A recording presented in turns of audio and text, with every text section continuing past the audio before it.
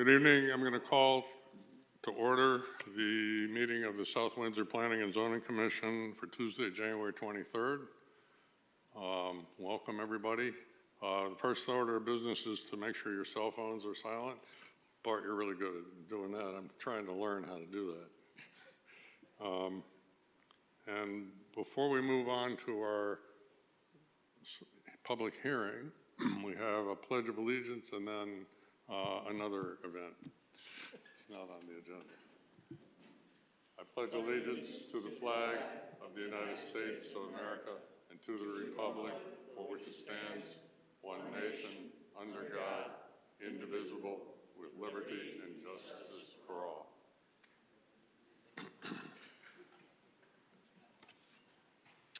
Okay, so the first thing on our agenda is a proclamation which has been brought here by Mayor Delnicki for our former chair and member, Bart Pesaconis. So, Mayor Delnicki.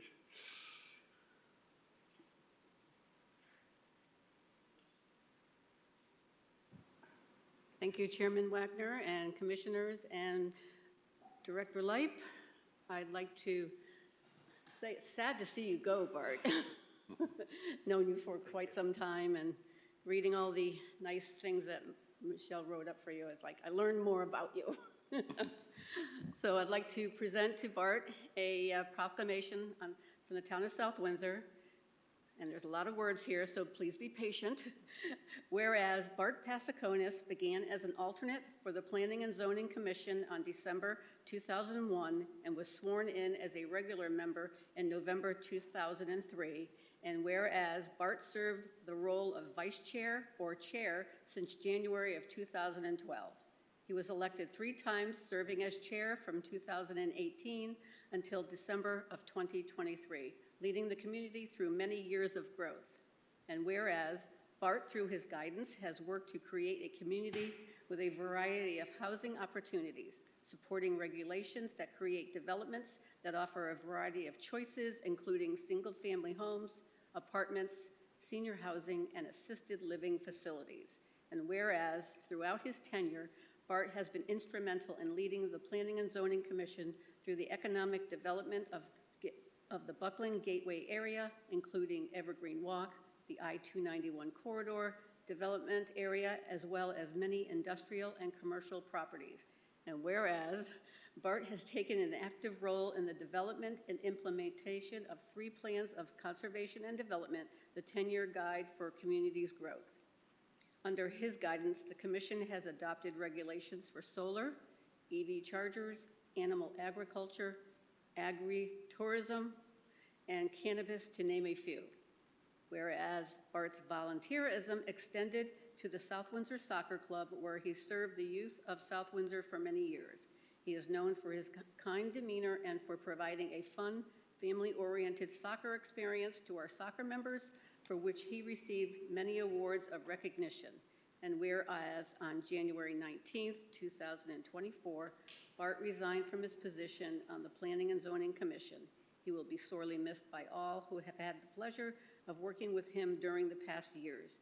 And now, therefore, be it resolved that I, Audrey Delnicki, Mayor of the Town of South Windsor, acting on behalf of the Town Council and citizens of South Windsor, thank Bart for his 20 years of service to the Town of South Windsor and extends to him best wishes for good health and happiness in the years to come. Signed by myself, Mayor Delnicki, on behalf of Deputy Mayor Matthew Siracusa, Councilors Balboni, Bugansky, Carey, Evans, Lewis, King, and Pendleton.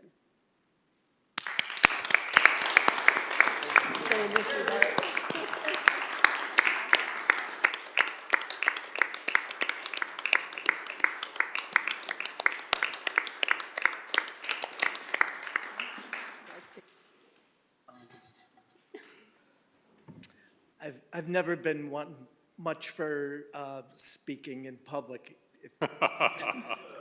but I appreciate the award. It's been a long journey. I appreciate everything that the residents of South Windsor has done in moving regulations forward, the plan of conservation and development, And I know I'm leaving the commission in good hands. You guys have always done good work, and I hope to watch and see you continue all the good work that's happened. Thank you. Thank you, Bart.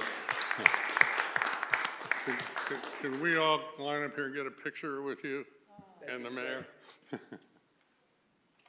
Why don't we come down?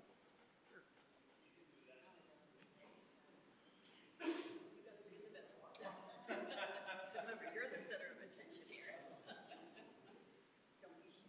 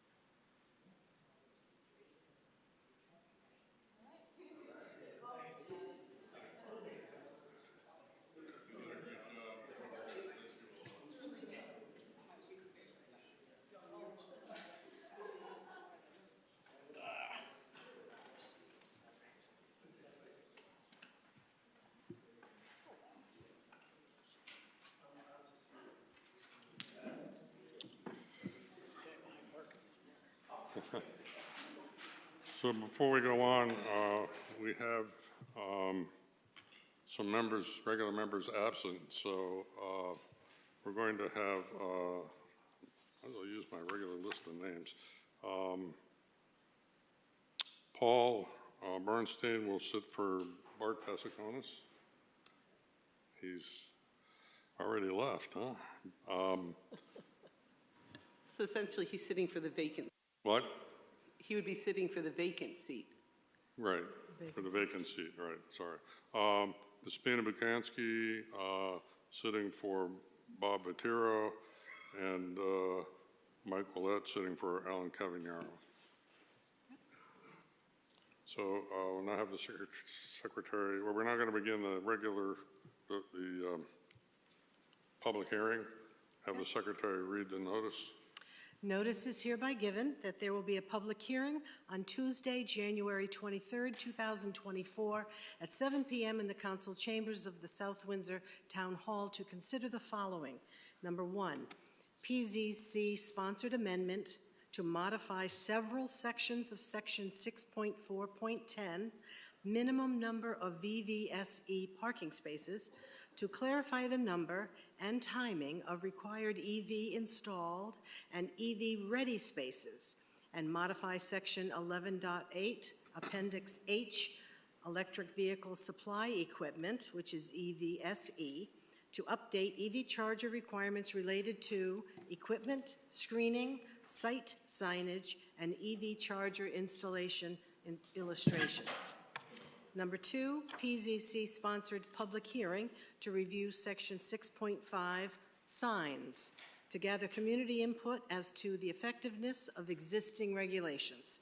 Copies of the application are on file in the office of the town clerk and/or the planning department and online at southwindsor-ct.gov/planning.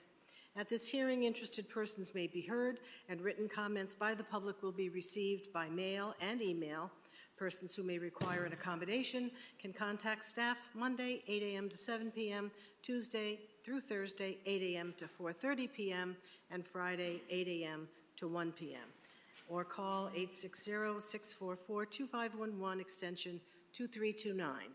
Stephen Wagner, Chairman, Planning and Zoning Commission. Thank you. So the way we normally run a public hearing is we have the applicant speak first, then we hear from staff, and then we hear from the public. The applicant is the town in this case. In addition, as a former chair of the Energy Committee and a member of the Energy Committee, I'm actually probably the one who is best able to talk to this about this application. So basically, we sent out in our packages a version of this change, but there were a couple things we omitted. So one of the things is we had specified what type of equipment was required, and we decided that that was probably not a good idea. Let the applicant decide, you know, what type of chargers they're going to put in. It's an area that's under flux, and but we've basically tried to clarify things. One area where we made a significant change was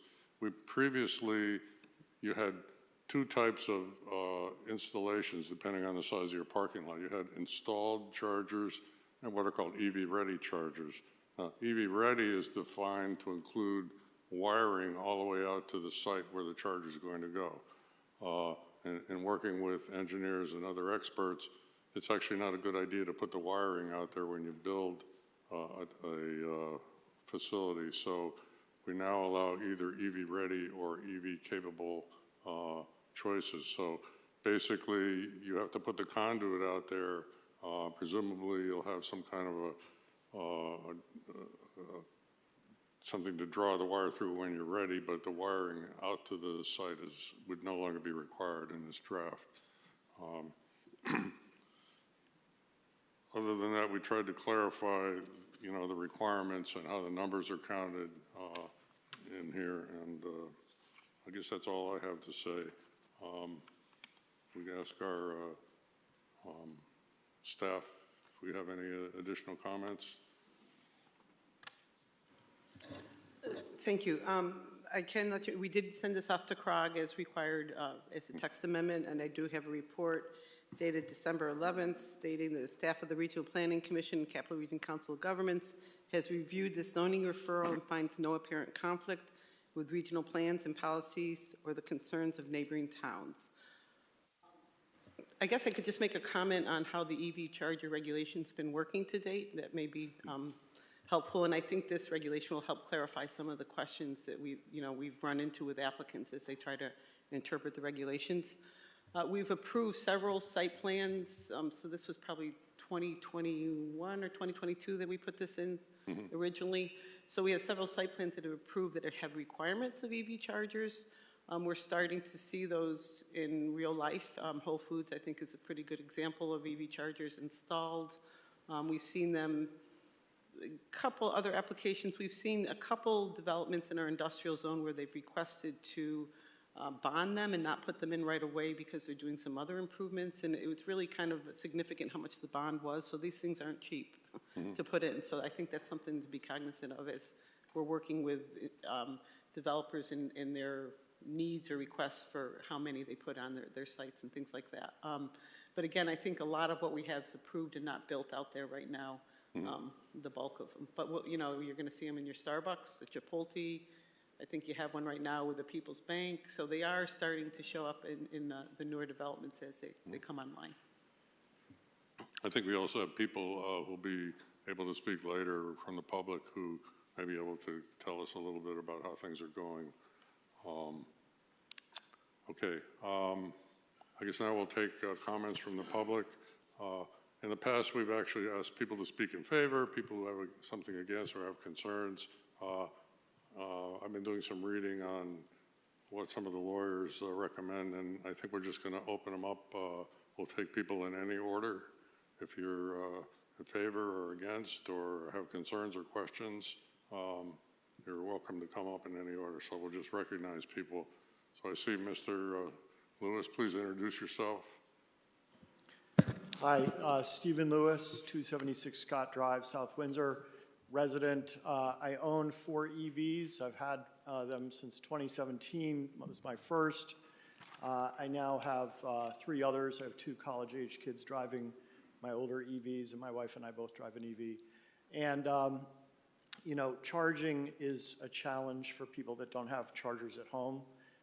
And I know this because if you ever shop up at Walmart and the EV America chargers that are up there are always either jammed up with people not just at the chargers, but waiting in line, or some of them are out of service. And so I know for a fact that people are looking for chargers because right now there's an imbalance between people who have EVs and need to charge them and available chargers in our area. And I know there are a lot of people in South Windsor that also have electric vehicles and need to find places to charge quickly if they're not charging them at home. So I think it's terrific that we're leading on this issue with our original EV regulations, charging regulations, and that this update makes perfect sense. I think it's the right thing to do, and you know, if those that are putting in developments in our town are willing to, you know, work with us and make them available to us, that's a great thing. So I just wanted to share that. Thank you. Thank you, Mr. Lewis. Is there anyone else who would like to speak on this? Mr. Damali?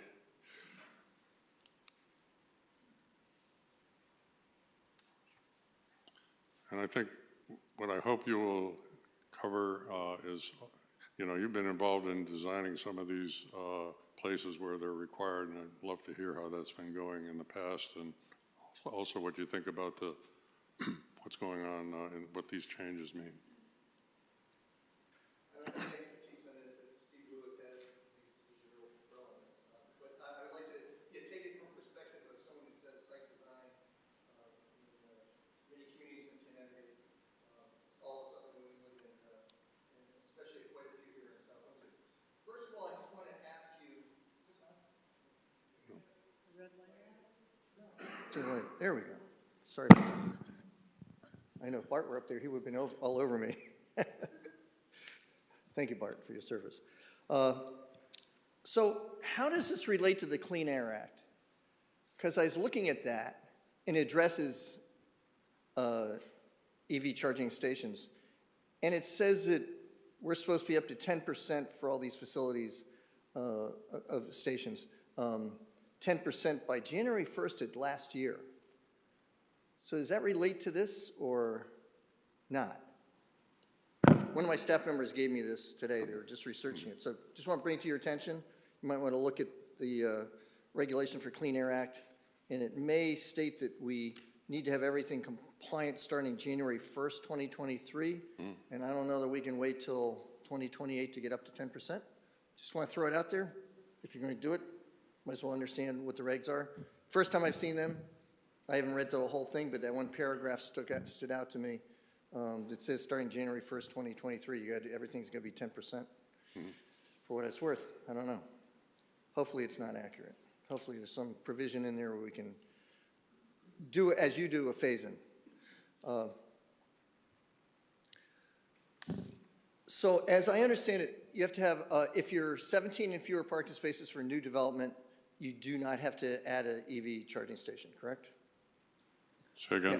Up to 17 spaces, you do not have to provide one. Yeah. Under 17 or? I think the threshold is 17 that you start at. Oh, they start with 17. Okay, fine. Yep.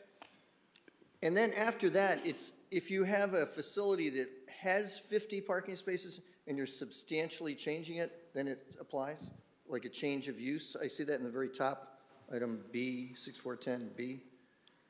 Yeah, that's the same language as in there previously, so yes. Okay. Yep. Then you have down in 6410A, the revised table, level 2, EV installed and EV ready parking space requirements. So it's going to be a phase-in, so that you start 2012 to 2023, 3% of the spaces have to be applied, installed between 2012 and 2023, which is behind us, of course. And then starting in 2024, you come in with an application, it's got to be 7%, but not less than 2 in all instances. And then in 2028 later, it's 10%. So are they, if they come in now before 2028, they need to meet that one requirement of 7%. Yes. But in 2028, do they then have to energize the remaining ones? We didn't say, we figure that they have the conduits under there because of the second, the EV Ready. We should have said EV Ready and, I guess, do I have the current one? It should be saying EV Ready and EV capable. And B, and then, so they have to bring that up to 10% with whatever's left. So 3%, or it's got to do whatever you need to come up to 10%. In 2028. Yeah, So they're going to be prepared to upgrade their panels, yeah. their circuit breaker panels and stuff, and energize, I like to use the term energize. But they're not and- required to, we didn't require them to because, you know, now they're an up and running business. They don't come back into the zoning board, So they only have to meet the lower requirement. right, Once they build it, and then they're set. right. Now, Unless if the they come in market, for, if they see a benefit to doing that, to converting those, they can do it, yeah. okay, understood. Thank you very much for clarifying. And the reason we left it 2012 to 2023 is we do have a few things pending, and they might come in under that, so, And it's also good for compliance, you know, if someone's researching if something was compliant, having that requirement in there, it's, yeah, till we need room. yeah. Okay, so it looks like municipal parks and recreation areas are exempt. Which paragraph are you looking at? I'm looking at table 6410C, it's called now. If I have the current, I know there's another draft, it may not be the Right, current one. yeah. I got the right one? In the back of the new draft, before you get to the appendices. So 6410D indicates under municipal parks and recreation areas, none required. And I can understand, I think that the intent of that may have been for like your parking lot that's an ancillary parking lot out there, you know, like we just put in related to Chestnut Ridge, for example, that parking lot that's out there on Needham oh yeah, River. that'd be ridiculous to have it. So I think those are the kinds of things, I don't think it's intended for our parks per se, like Nevers Road Park or development, those kinds of things. So, So it does apply to town buildings, where town buildings are involved. We have been applying EV charger okay, requirements. so it's not applied to Nevers Road Park, other than the. But we don't have community anything in here that's had to have it applied to, but if it met the threshold with structures or whatnot. But I think this was meant for those parks, like Wapping Park has a parking lot that's established, you know, those kinds of parks. You wouldn't want to put one there, at least not now. Right. Yeah, I understand. They wouldn't be Okay. cost effective. And also houses of worship, it's recommended but not required. Looks like. Okay. Because some of the other thing with establishments that have like a surge, like, you know, they have a big congregation on Sunday, so they got a lot of parking. Aside from the freedom of religion, it really doesn't make sense for them to do EV chargers for the larger parking lot. So it asks you to look at your employment, your weekday or whatever, you know, the days you're not holding services, what's that employment going to look like? And that would be the basis for Very small. calculating, yeah. In most cases, yeah, okay. So just in reading this, it looks like the level 2 chargers are okay, but they're 4 to 10 hours, basically, for the most part, to charge.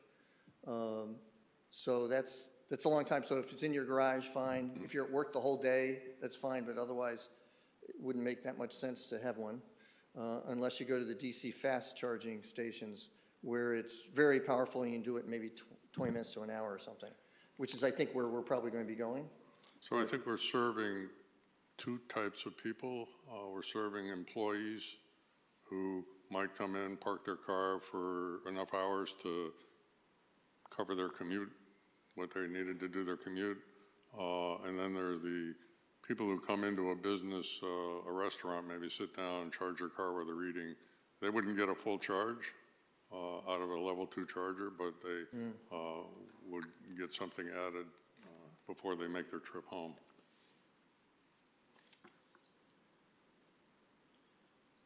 So the only concern I have about these, I think it's been, successfully implemented so far. I haven't heard a lot of concern other than the cost of it. Some people had unanticipated costs. I think that you exempt the smaller uses, smaller places with under 17 parking spaces. I think that's probably a good idea, at least initially. until we get going on this stuff. But my only concern is people going into these charging stations, and maybe they're not staying on the site and they're taking it away from other people. They may have it sit there and charge for quite a while, and then that space is unavailable to someone else who may be coming and going like most people at the facility. That's the only concern I really have about that. But I think it's great to have these, lots of people are getting these cars. You see them all the time, Teslas and stuff. And I think it's very important to get this going for the convenience of the motoring public. But I do hope that they improve the battery storage and also the the direct current charging stations, the capability of those and the cost of those, so it comes down, because then it's going to really make a difference. Because it looks like overall we're going that direction, but we're not going to be going that direction all that fast. Thank you very much. Well, thank you. Is there anyone else who'd like to speak on this issue? In which case we'll go with commissioners. Paul? Thank you, Mr. Chair. You're the expert, so I imagine I'll direct my questions to you. So I don't have an electric vehicle. My understanding on the business side of it is that the consumer is charged through the vendor or the provider in some way, shape, or form. Right. Do you know, or Michelle, is there a tax benefit to the town based on that? I don't know, I would imagine that there's a personal property tax for the actual unit itself, but I could certainly find out more for you. I don't believe they're exempt, unlike solar on some I don't houses believe so are either. exempt, but yeah. Yeah. I'll ask our assessor. Yeah, I mean, I pop my card in, I charge it up. I'm just wondering if the town gets, you know, a small piece of that in some way, shape, or I form. would think you get property tax, but you don't get, you get a sales tax. Yeah. And Yeah. Okay. that's it, yeah. So on the build-out, the 3% to the 7% to the 10%, and you may have mentioned this, are those percentages based on benchmarks? Is there some kind of regulatory commission that has identified those? I'm just curious, you know, where those percentages came from. I think we were concerned with, you know, in the early years, tying up a lot of parking spaces when there weren't very many EVs out there. So the idea is to kind of make this follow the market as best we can. So the goal was 10%, which I think Mr. Damali mentioned, but we didn't want to do it right away and have 10% of the parking places, because there's a certain amount of resentment if you have restricted parking. You see it with handicap spaces, and you know, I think in order that people see these things being used when they can't park there or may feel they can't park there. The other thing we did actually along that line is this no longer requires you to restrict this to EV charging. And even the spaces that are designed for ADA compliance are physically designed to be ADA compliant, but they're not restricted. So you're not building a space that's restricted both for EV charging and for ADA. So only an ADA person with an electric vehicle can use that space. In this regulation, we don't require them to be restricted. Now, you have to have a certain number of restricted handicap spaces somewhere else on the lot, but that's... Okay, so it sounds like the answer to my question is the build-out is based on getting to 10% at some point in time, and we just chose 28. Right. Which feels as okay to me as, I guess, any other I mean, point in time. we did this back in 2021, I think. Yeah. And I forget exactly how we did that. That's all I have, thanks.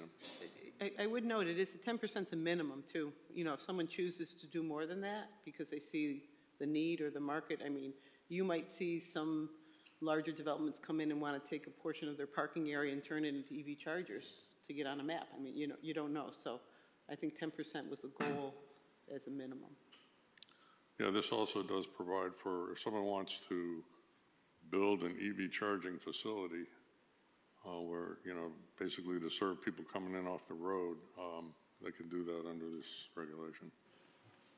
Well, that was basically my question is, you know, I'm not educated in the EV world, but I look at it like, if you have an EV vehicle, other than, and that's where it's gonna get, I guess, complicated with us as far as apartments, okay?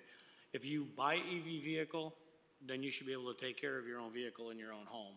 And that should be almost, to me, I think if you buy an EV vehicle, before we give you the fob to the car, you gotta prove that you have a way to charge it at home, because you're gonna overwhelm the system. But that's, you know, nobody's gonna fill up my tank except for me when I go to the gas pumps. But we need to, I guess it's with all the apartments we got coming in, that by 2028, as long as they have the infrastructure in place for the conduits, that's gonna be in exact locations. Now, that'll be in our, when they come in for site plan approvals. So there is special provisions here dealing with multifamily.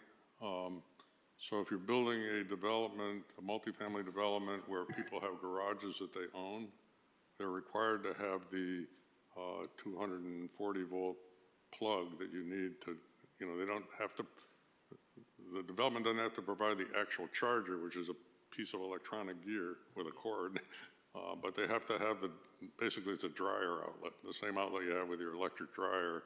You have to have that in every garage, or if you have other reserved spaces like under some kind of a canopy, a carport, they would have to have it.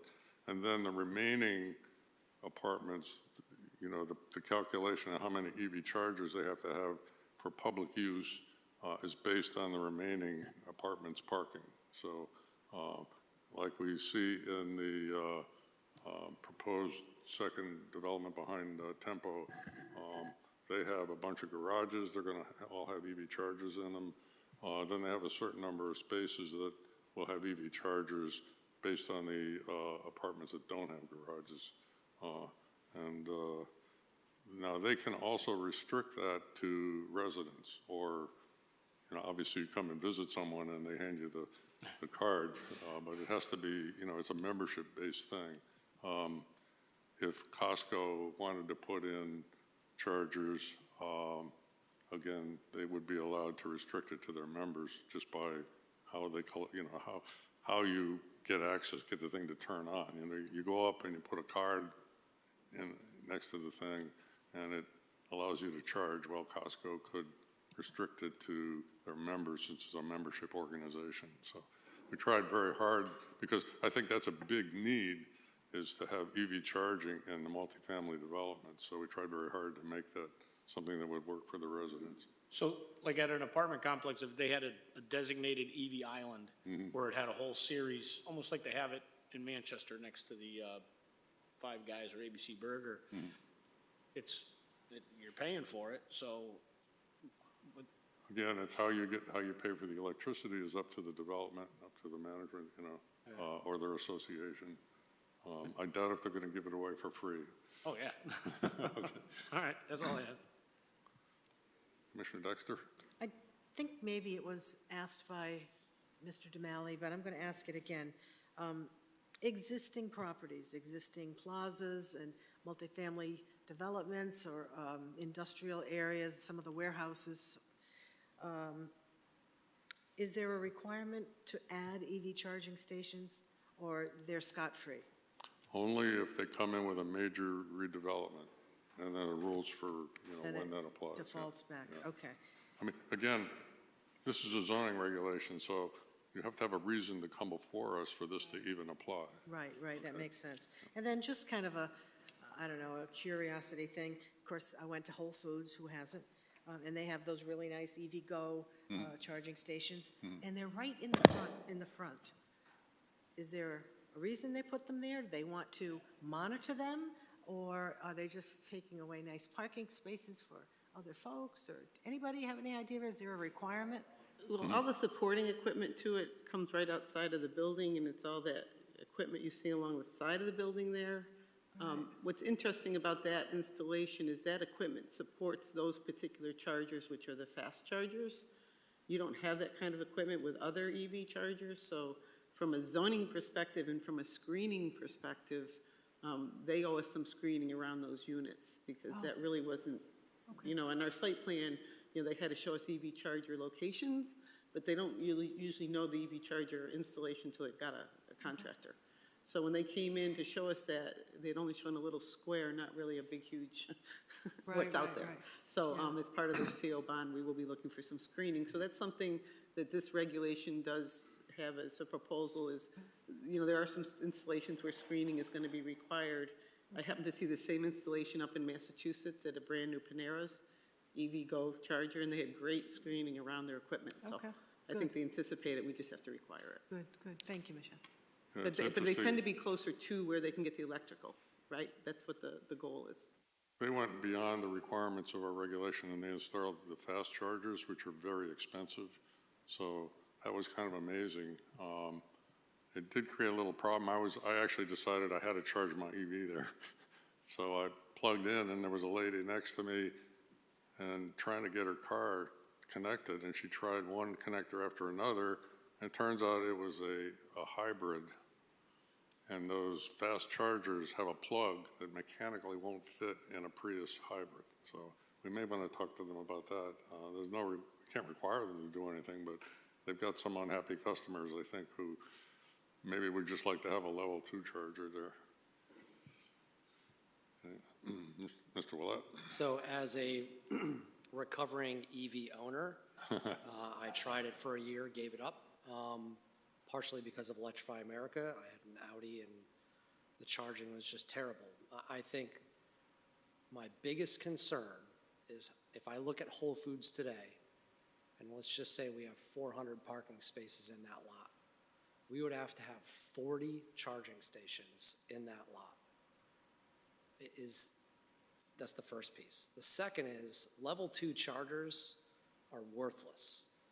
By the time I go into Whole Foods, I've wasted probably 4 to 5 minutes plugging it in. I go do my charging, I go do my shopping. It's charging. By the time I've gotten out, maybe I've added 1% to my battery or 2%. And that was my experience in my time of ownership. Now, level 3 chargers, totally different story. If you could have EV America or the Tesla superchargers in parking lots, great, but look at the footprint that those things have. They're huge.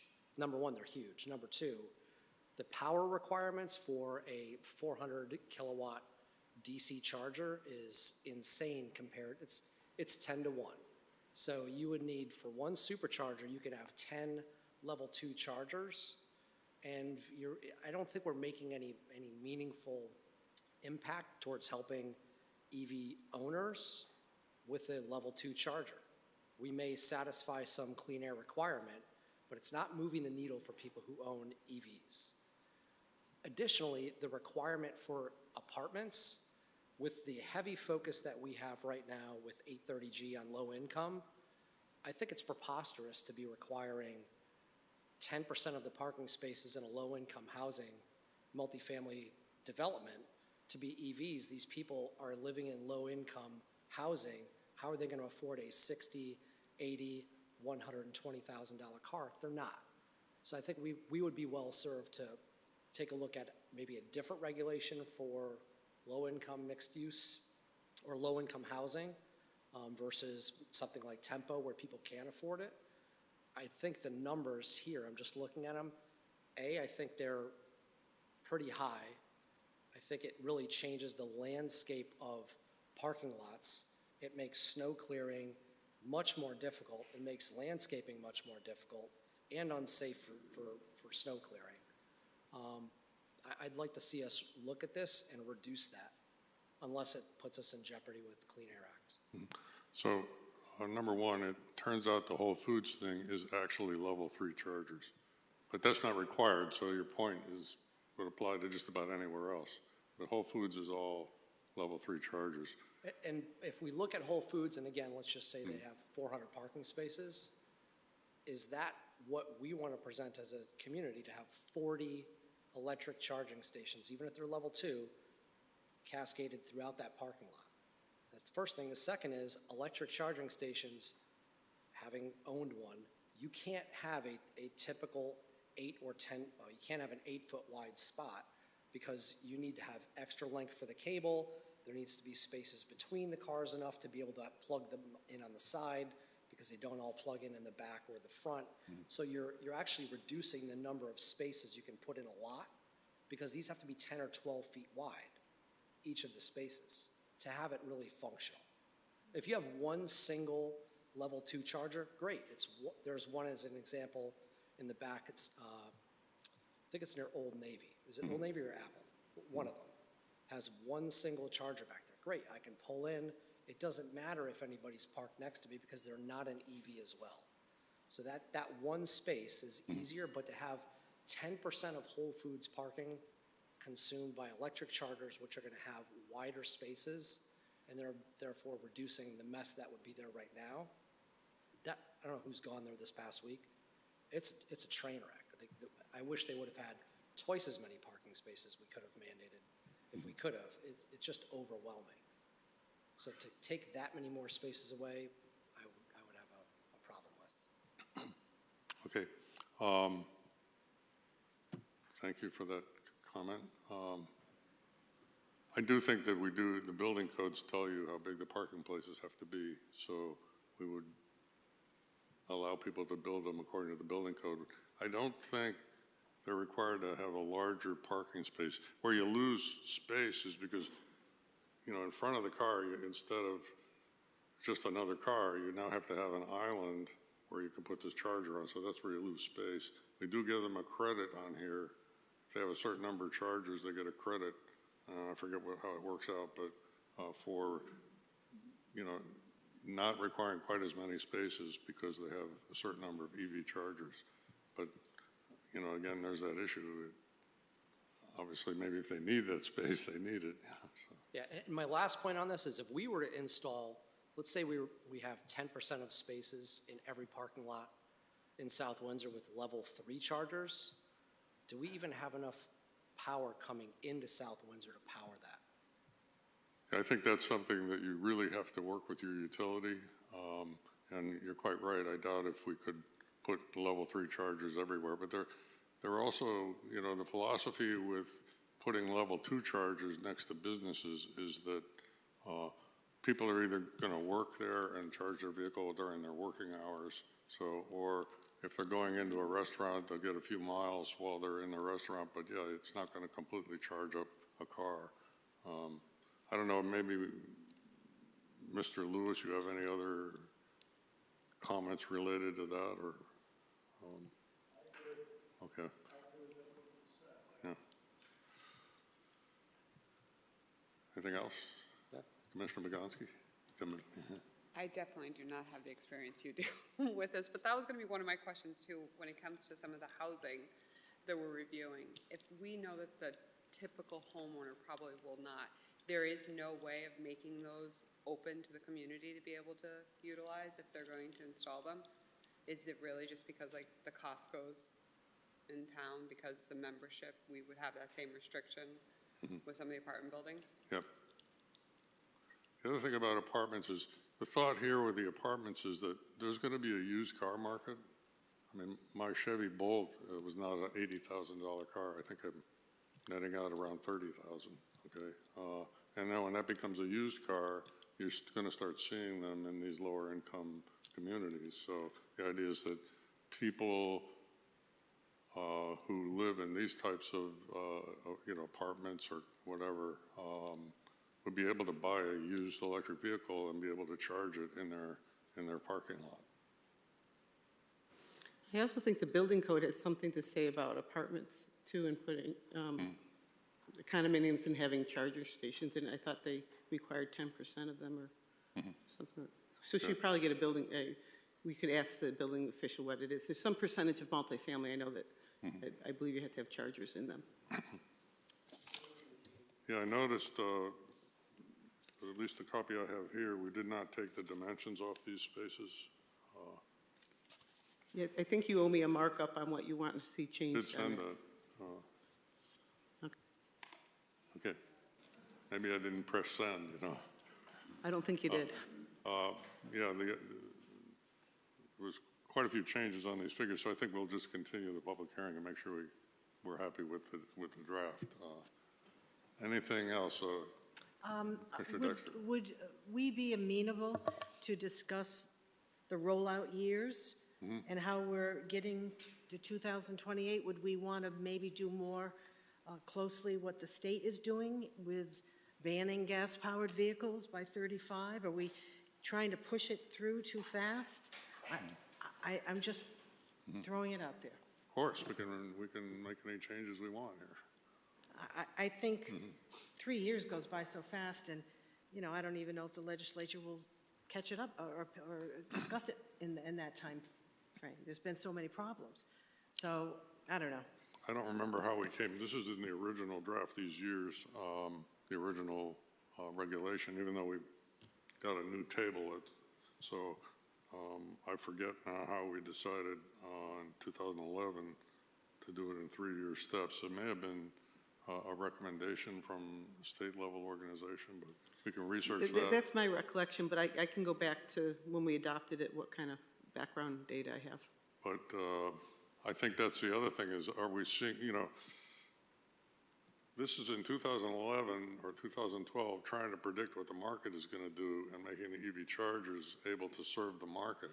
So the question is the market driving this speed, or do we want to go slower? And you may have a point there. I would suggest that the market is speaking very clearly right now. People are not adopting EVs in the way that everybody assumed they would. And there are a plethora of people like me who tried it, abandoned it, and are never going back. So, And they are piling up on dealer lots, and there are EV dealers that cannot get Kia, Hyundai, they can't get rid of the inventory they have. The F-150 Lightning pickup is a huge failure. It's a disaster. They can't give them away. So I think us, in 2012, we assumed that there would be this magic, batteries would catch up.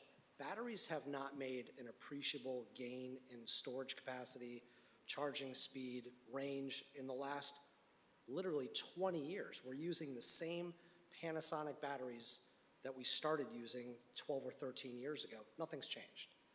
And until we get some watershed event, which is solid state batteries or iron-based batteries, we're not going to see EVs adopted at the rate at which politicians might want them to be adopted.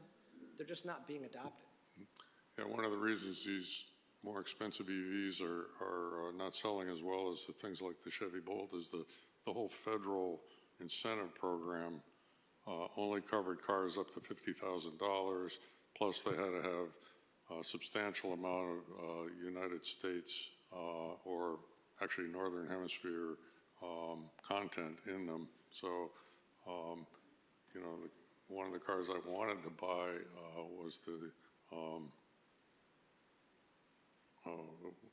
was a more expensive car than the one I bought, but just because it wasn't covered by that $7,500 incentive, just like a huge difference in price. So that's driving some of this that, really need the federal government to take a look at that incentive and spread it out better, I guess. But you're right, though. I think the net effect is the market isn't moving where we assumed it would, and I'd be willing to look at a longer rollout here of this. And the percentages as well. So why don't we start by looking for the Clean Air Act to make sure we don't have a restriction we have to be working against or towards, and then we can, And also, is building code too, I want to check with the building official, make sure we know where EV chargers are coming into play in the code. okay, yeah. Oh, sorry. Any other comments? Paul? So I think the notion of understanding the market for EVs is something that we probably deserve to take a closer look at. I don't own one, I haven't really considered one, but last weekend I did attend the Philadelphia Auto Show, which is, with COVID, there haven't been big auto shows in like 3 or 4 years. Every manufacturer was featuring at least one EV, and something I saw for the first time were hybrids where you could toggle back and forth between gas and electric. Took a test drive in one of those, and it was fabulous. So to Commissioner Ouellette's comment about the market. I mean, you may absolutely be right, but I think we owe it to ourselves to take a look at that. The other comment I want to make, I want to go back to the Whole Foods scenario. So for the sake of discussion, 400 spaces, 40 of them are allocated for EV. I pull in there with my gas guzzler on a Saturday, and every spot's taken. The only open spots are EV spots. Is that like a handicap spot to me? I get a ticket if I pull in it? So, first of all, this regulation does not require it to be restricted for that very reason, okay? Unfortunately, most of the people building these things are restricting them. So you see the sign there at Whole Foods that it's restricted, but you're not going to get any police enforcement. You may get into an argument with somebody, and there are stories about that, but they're not, I mean, we actually were very careful in this draft to not make them restricted for either. So if it's a ADA compliant space with an EV charger, it's not restricted to ADA and it's not restricted to EV by this regulation. Is there anyone else from the public who has something to say? Mr. Damali? My staff this afternoon. Peter, turn on your mic there. Thanks. Peter Damali is speaking, yeah. Peter Damali, yes. For the record, from Design Professionals. My staff handed me this document. I thought it was the overall Clean Air Act. It's actually the Connecticut, an act concerning the Connecticut Clean Air Act, Public Act 22-25. And it looks like it's in effect. In that paragraph I was referring to, on page 8 of 16 of this, the printout said starting January 1st, 2023, 10%. So might want to just compare it, because I know when you started this whole process, it was before this apparently was adopted. So you might find it there, but I hope you can phase it in, as you've been attempting to do. I think you should be able to do that, for a number of reasons we've heard tonight. Yep, thank you. If I could ask Mr. Damali a quick question. Peter, you work in a lot of other towns. What are you finding their EV charger regulations to be? The exact percentage? From a zoning requirement, are you finding something similar to what we have? Are you finding towns not regulating them? I'm just curious how your experience is in other towns, because I haven't heard of too many towns that have regulations related to them. We're every town we're doing them, any sizable project of any consequence, we're doing EV charging stations that are being required. Yeah, and our director of engineering is a licensed building official as well, as a PE, and he's been involved with that regulatory-wise too, and he's very familiar with it. But we, on all these, whether we do, multifamily development, warehouse, what have you, we're doing them in every community that I'm aware of. Zoning requirements related to it? Yeah, the town is our requirement, Okay. yeah. I would like to, maybe we can talk offline on some towns and take a look at their requirements. Yeah, they're not as comprehensive as yours, but they are, every sizable development we've been doing has EV charging stations. And when we meet with town staff, they apprise us of that. And often it's a building official in that meeting. Yeah. Thank you. Thank you. Okay, so I think it's not appropriate to close the public hearing today. We have information we need to get. So I have a motion. I'll entertain a motion to extend the public hearing. And when do you think we could be ready? I think February 13th would be your next meeting. You could put your other application on for this special exception. Anybody? Make a motion to extend the public hearing to our next regularly scheduled meeting on February 13th. Second. All in favor? Aye. Aye. Any opposed? Passes unanimously.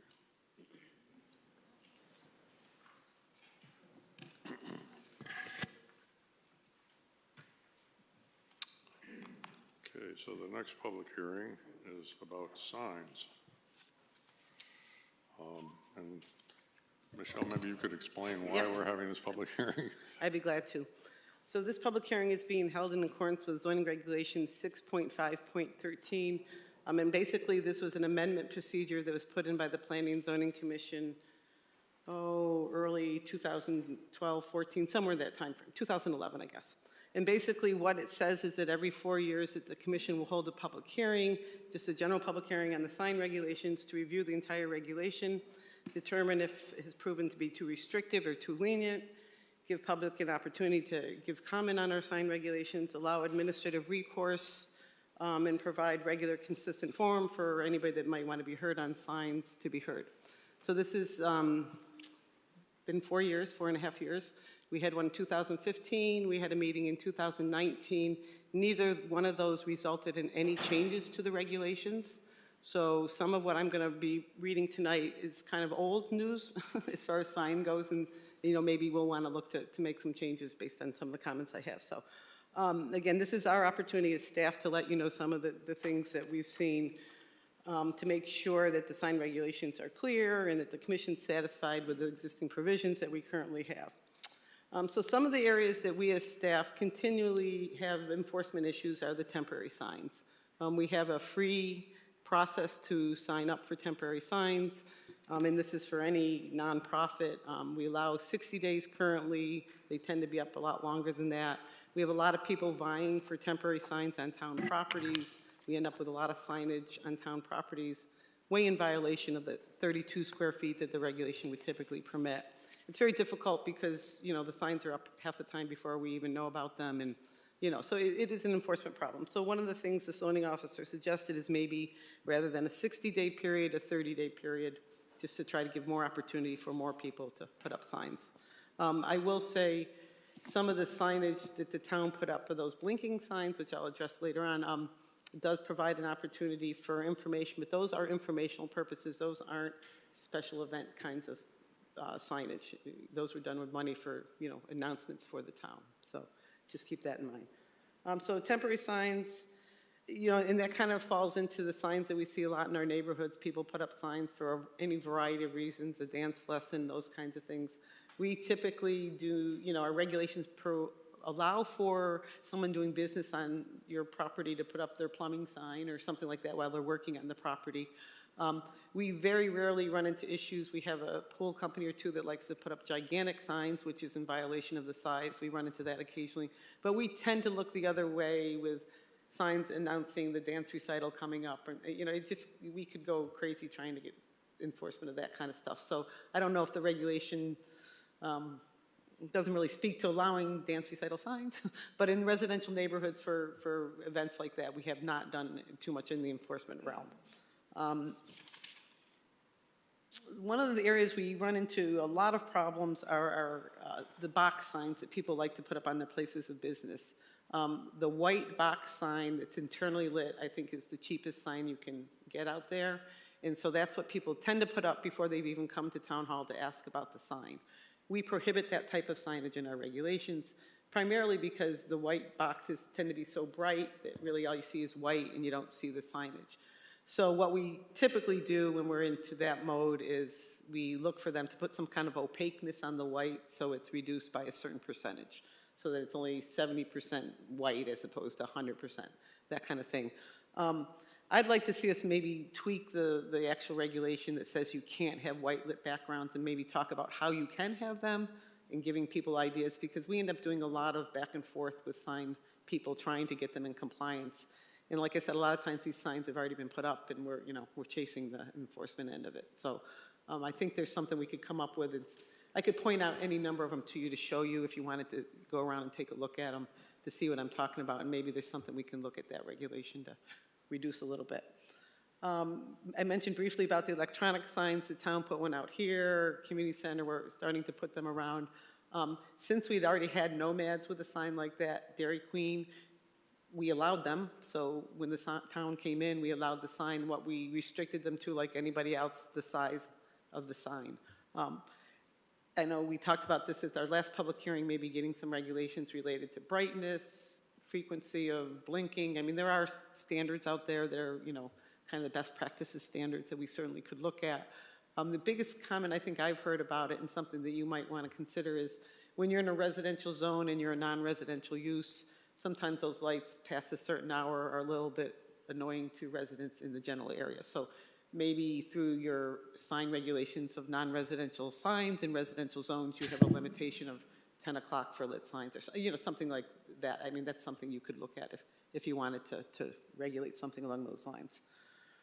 The couple other things, in the Buckland Gateway Zone, over the last couple of years, as we had more development occur in Evergreen Walk, they wanted to have more than just Evergreen Walk on the sign. If you remember the old days, it just used to say Evergreen Walk.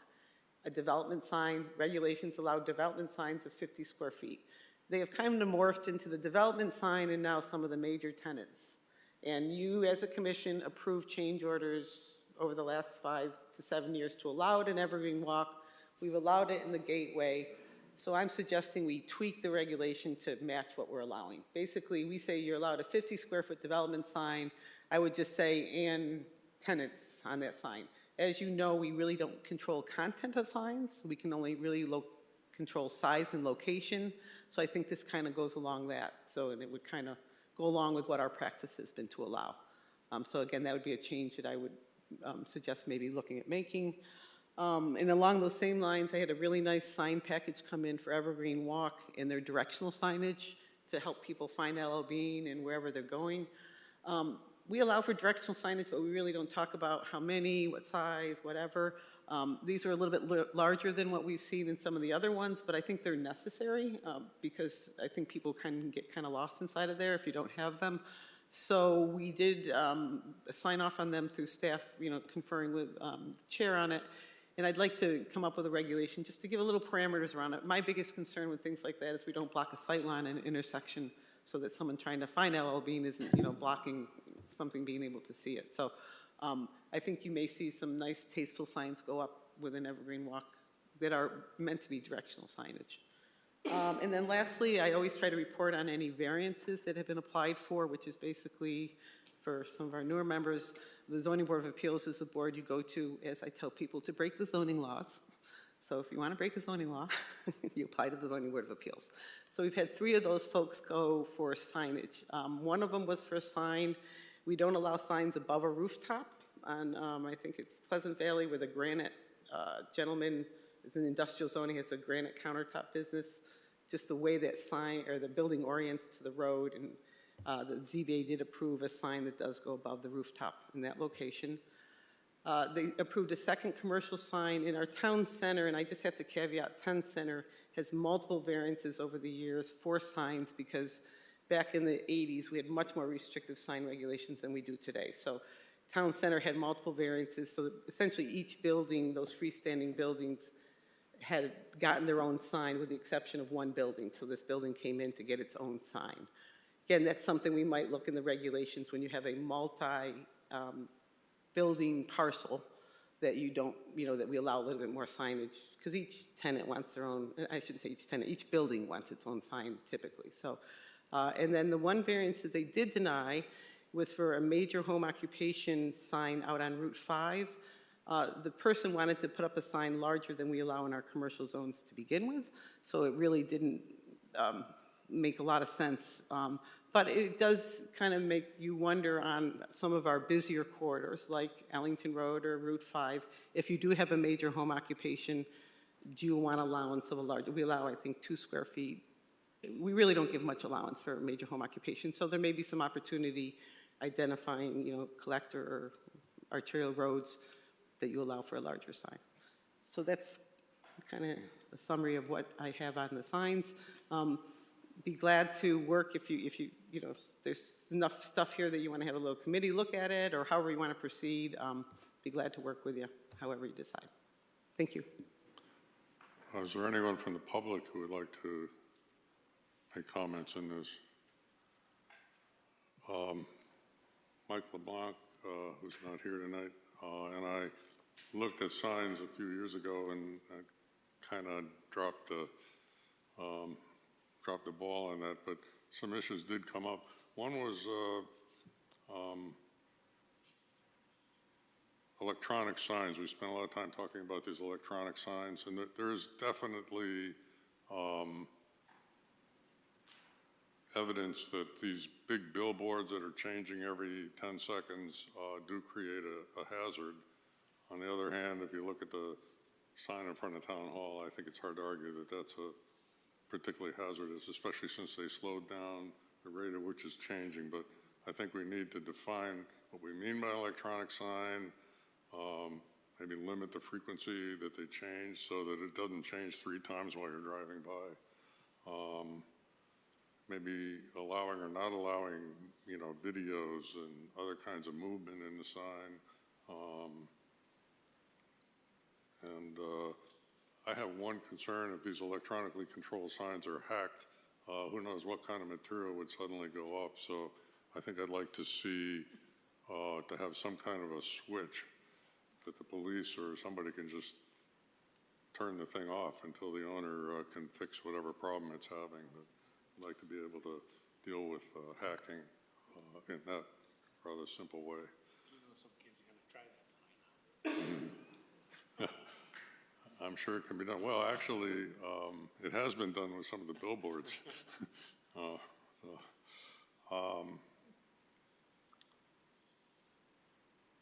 We have a rule that exempts election signs before an election or a referendum. And we just went through a period of a lot of public comment on an application here, the one for the Deming Street Apartments, and lots of signs around town. And my feeling is those signs are kind of serving the same role as election signs. It's a public comment on government activity.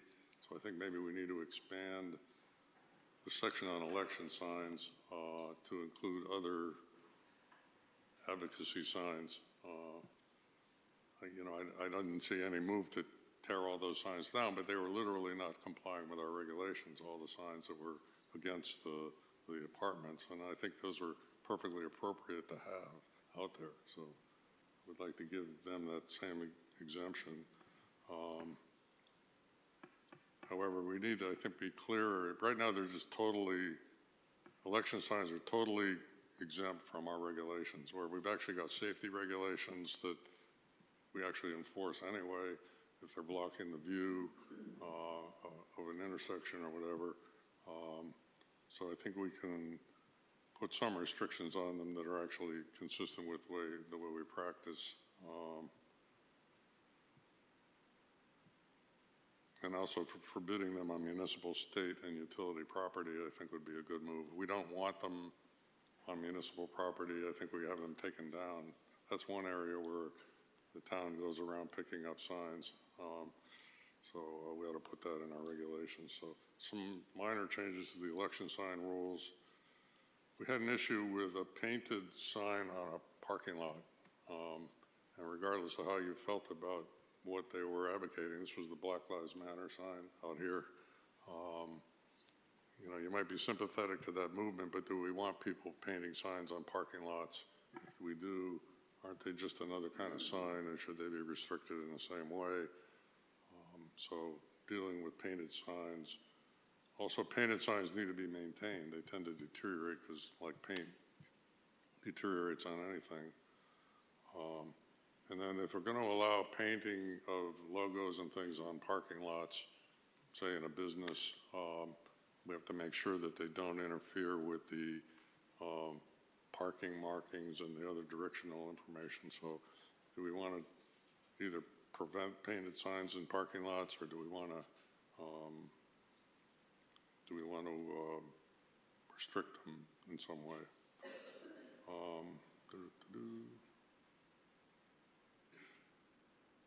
I don't know, we talked about setbacks, Michelle, and then I'm not sure where we ended up on that, but the state will not allow signs within 15 feet of the roadway. Yeah, and I've correct. actually So had basic- political signs picked up by the state. Our regulations require you to have it on your property or at least 10 feet from the property line. So if there is a state requirement, From we the should road, probably the edge of the add road. that in there. If they have something, I've never seen anything specific for the state, but I can Yeah, I have certainly in my see if they folder do. here Okay. what their rules are. So do we I want wonder to if that applies force, to political signs or all signs. do we want to tell political signs that they have to move back from the road? I know West Hartford does, but personally, I think it's just an enforcement nightmare to try to. Our department has never been actively involved in regulating political signs at all, and I would prefer not to Yeah. in the future. what we do is if we have a complaint about a sign blocking a sightline, we usually refer it to the town manager's office or the police department because they can determine if there's a sightline issue, so. Okay, so, and that would apply to other political signs that aren't related to elections, Absolutely. I think. Yeah. Personally, I just as soon leave them where they are. I don't know if anyone else has any other opinions. Well, that's my blurb. Anybody else? Let's start at the other end here. Commissioner Boganski. I think you answered my question. There is no requirements when, as long as it's away from the road, people can put signs on their property, right? Is there any rules about that? Like when you were talking about Deming Street, people could put the signs in their front You lawn. know, that's a freedom of speech kind of Right, thing, so, right. yeah. Okay. I mean, technically, people should be putting them on their property. You don't own up to the road. Usually the town owns about 10 feet between the road and that. So, I mean, majority of those signs were either in the town right-of-way or the state right-of-way, technically, but, you know, again, it's freedom of speech, so we're not going to be the ones picking up signs related to that. Yeah, I mean, we're all putting signs up, and I've done it. We put signs up right next to the road. Right. That's actually town property. So I think we would want to be, the other kind of town property is like an open space or outside of a school. That we don't want. And generally, if you put a sign near a school, they'll take it down before you even know it's up. Generally, it's up to the town manager signs off on signs on town property. So all these temporary signs that go up on any of the town properties has the town manager's signature associated with it. Yeah, so if you're going to run a Whopping Fair, which unfortunately I guess is going to happen again, you might want to put up signs on town property. You'd have to go through the normal application process. Okay, that was my only question, thanks. Anything else? Mr. Willett? So with Deming, yeah, that's a First Amendment right. And anything that's going to be politically driven, we should not have a say in, maybe aside from the size. Like, do I want to see somebody put a 20 by 20 billboard in their front yard? That's probably a line of sight issue. But beyond that, I think signage in general, I would rather see the town be more conservative on this rather than, this doesn't need to be Las Vegas. I don't need to have shining lights and, blinded as I'm pulling out of my intersection onto a main road. If anything, I'd like to see us possibly pull the regulations back a little bit. Dimmer signage, smaller.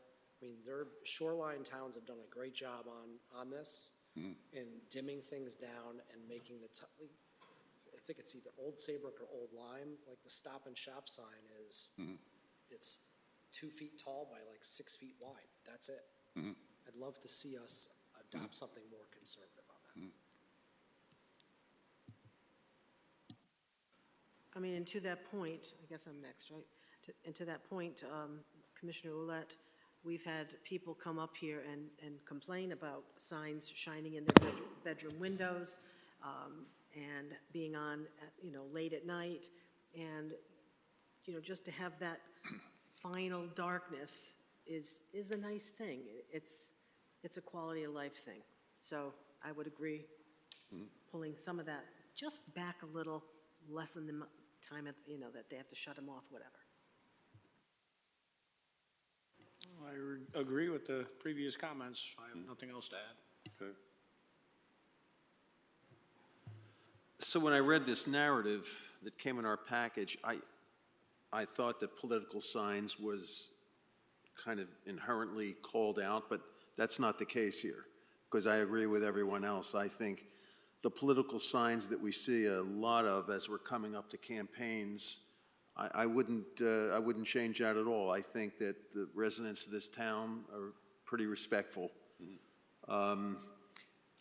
Even in terms of the large signs that you see on neutral property, there was a comment in the narrative about possibly one sign covering another sign, but I don't know that I see a lot of that. The one thing I would agree with, and it's woven in here, is that if there was a specific event like an election, that sign should come down within X days after that, or like a public hearing or a vote that we're going to take. Signs regarding that, once that there's a determination on that, they should come down. I would personally say 10 days. I mean, I don't see any reason to have them up any longer. They're called variable image signs, the things that Steve, you're commenting that we see on highways. We don't have anything like in this town that I have seen. No, we don't allow for billboards. You have a couple that are left over on Route 5 from way back when that could be that kind of a sign. They're non-conforming, but I think one might be on Route 5 that changes 3 different sides, doesn't it? I think there Yeah, might be. I like what we see in front of the municipal buildings, announcing like tonight there's a planning and zoning and, Yeah, town but we council don't allow meeting. billboards, like freestanding billboards. Yeah, those are just digital signs really that provide information. But yeah, I would be against anything that's flamboyant. There's probably a number of towns, Glastonbury, probably West Hartford, those towns that are very particular about, what the municipal areas look like. And then the issue that I would have, and I think Steve mentioned it, is the enforcement. I mean, we know from things that have come up before us that we're challenged sometimes to enforce certain things just because of manpower. So, I think we have to be careful about what we do with our regulations so we don't pin ourselves in a box and write something in there that we know we can't enforce. And I'll tell you, the biggest enforcement issue that we try to stay on top of is those businesses that put on every single corner that they're going to wash your windows, or they're going to do your roof, or they're going to do this or that. I mean, Pam Oliver, the zoning officer, will make it a point every couple of weeks. We call people and tell them we have them in our office. They can come get them if they want. But I mean, we'll get littered with 30 of them over a weekend. It just that kind of temporary signage is our nemesis. There's no question about it, and it's what people react to. I mean, when you see 4 corners, 5 different signs, it's like, really? I mean, it is something that, we kind of take pride in. So that's where our enforcement focus tends to be. And I just want to make one comment about the lights. I agree that light signs are an issue, and I guess we maybe want to be a little bit more cognizant when we're approving things like special exceptions, because that's where it's a good time to put the condition that light's got to be turned off at 9 o'clock or 10 o'clock. Those become much more enforceable kinds of things. Of our businesses that are 24/7, you're not going to get their lights turned off. But we do have opportunity with certain approvals where, that we can think to try to control the lights. We do, as far as lit signs go, we have the internal lighting of signs, and there is a lighting level associated with that. But also there's the lighting, and the one I always think of is the Avery Street Church. If you drive down Beelzebub, the way they light that sign with spotlights, it meets the zoning, but boy, I'll tell you, it blinds my eyes every time. What we say about spotlights is it shouldn't go more than 10% beyond the sign. But we need to do more. We need to have them hooded, So there's some tweaks, I think, to the lighting part that could make some of the lighting. So what I would suggest any of you do, go around at night and take a look and see what you're seeing and what kinds of things. The only thing else I'll offer, too, about smaller signs or going towards that. We started small in Evergreen Walk. We had to go 1 square foot higher, if everybody recalls, because we got such pushback. They were too small. So Evergreen Walk and Buckland Road kind of went that route previously. We were seeing a lot of variances over the years for plazas, and I always go to the Wapping Shopping down on Oakland Road. Multi-tenants, we only allowed 1 freestanding sign, 36 square feet. We always got comments, people would go to ZBA. So what we have in there is we have a sign embellishment clause, which allows you to make a nicer sign, and it's defined what nicer means. You have to have wood treatment or a certain amount of landscaping or a certain amount of base associated with it. And then there's a factor of largeness, if you will, that you can apply to it. So I personally think some of the better signs we see around town have come through our sign embellishment, because they've taken the time and really, because they wanted it to be larger, gone and got it designed to be a really nice looking sign. So I'd be glad to share with you some of those around town too, so you could take a look and see, what over the years signage has accomplished. And the things that we like, we try to put more regulation in to gear it towards that way. So be glad to see what we can do to go along those lines. All right, thank you. Anybody else? Mr. Willett? Question, is there any way, or do we have a current regulation for the maximum number of lumens measured at a certain distance? for brightness? We have a lighting chart in your regulations. It's a guide from the Institute of Lighting for foot candles, for parking lot lighting and things like that. I'd have to go back. We do have something related to the signage. I don't have it at the top of my head, but you know, again, a lot of these stuff go back a lot of years. We could be upgrading it because things are measured differently today. You know, the whole foot candles looked at differently now that we have different kind of lighting. So, you know, we have a lot of areas that we could start looking at. But our foot candle is worked pretty well because, you know, basically we have regulations say if you're just a low office, then you only need like a 2-foot candle, which is a pretty low lighting level. And we've been pretty successful in getting developers to reduce lighting levels. Like the latest example is Starbucks. We got them to bring it down a couple notches because of our regulations. So they're guidelines, but they are, you know, there are real numbers associated with them. Okay, thank you. Anybody else? So this is a lot of material, and I'm thinking maybe we need to have a small committee, maybe 3 of us, sit down and work through some of this. I don't know if there's any volunteers. Mr. Willett, great, fantastic. Anybody else able to? You know, volunteer, Alan.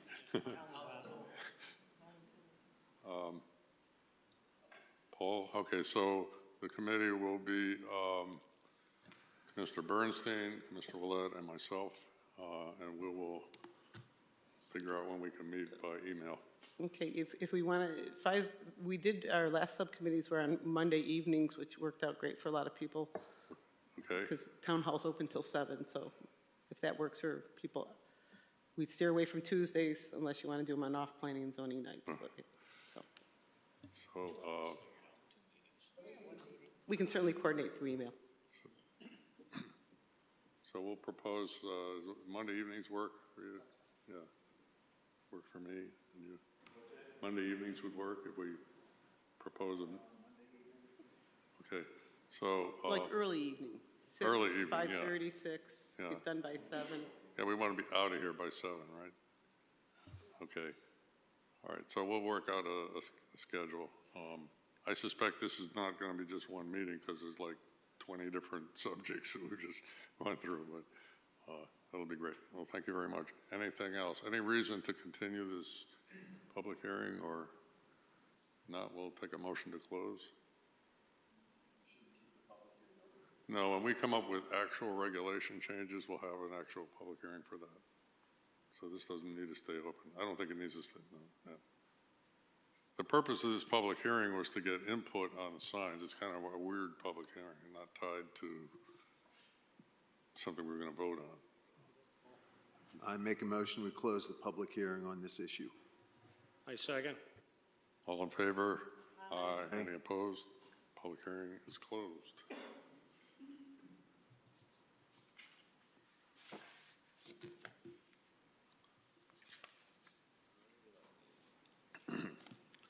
So that's the end of the public hearings. Now we'll go to our regular meeting. I'll call the order of the regular meeting. We have minutes of January 9 and January 16 special meeting. They were handed out with packages. Do we have any comments on the minutes? January 16th minutes are still in progress. Oh, okay. January 9th Yeah, was I in was your wondering, I packet. didn't think I saw them.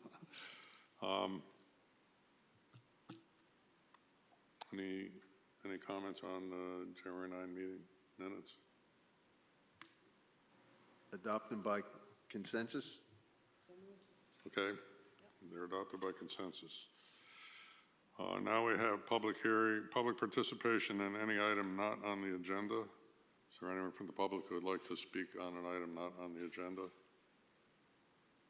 Seeing none, we move on. Our new business, the first is application 240P, Colavetro, major home occupation, doing business as Hair by Diane. Is there someone here who would like to present that?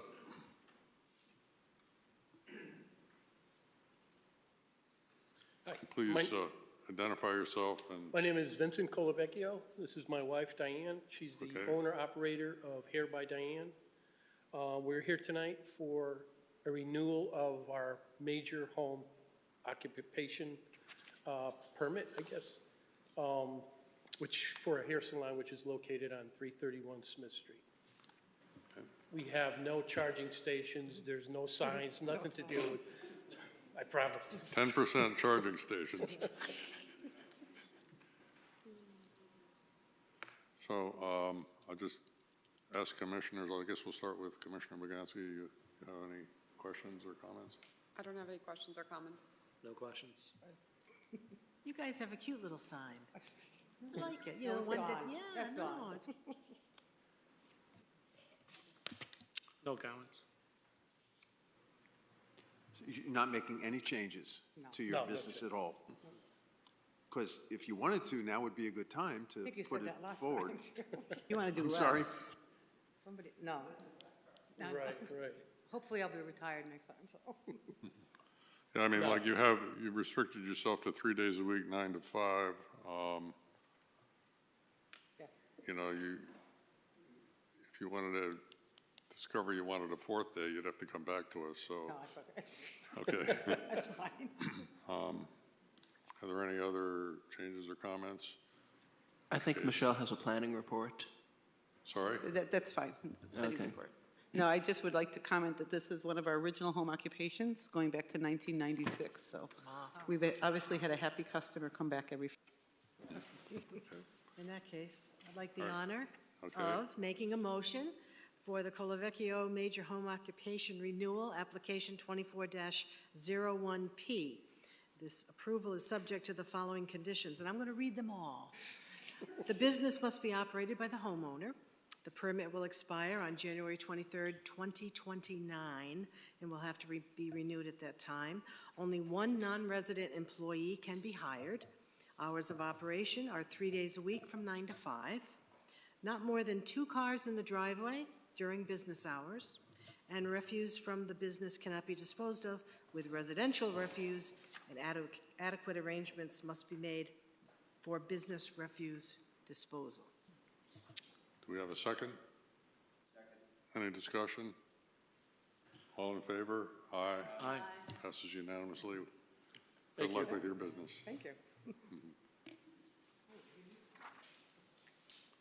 Okay, item 2 under new business is the modification of the EVSE parking spaces regulation, and we've decided to continue that public hearing. Do we have any bonds? No bonds tonight, no. Any other old business? No, just want to remind everybody that next Tuesday, January 30th, would be our Plan of Conservation Development Workshop, going to be held at the Community Center at 7 o'clock. It'll be somewhat modeled after our last workshop. It'll be interactive, so we would encourage anybody from the public that'd like to attend, please join us at 7 o'clock. I will not be in attendance. Okay.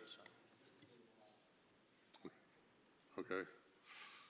So hopefully we can get a quorum. It's a workshop, whoever can make it, so we'll take down all the information. Okay, oh, that's right, we don't need a quorum for a workshop. You don't need a quorum for work. We won't be posting But if agenda. we do have a quorum, we have to call it a meeting. This is correct? basically Yeah. a workshop. Will it be recorded?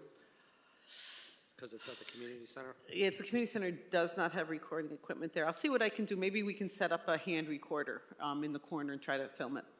Actually, we'll try to do that. I'd love to watch it after. Yeah. Thanks. Okay, there's only one other item to do here. I make a motion to adjourn. All in favor? Aye.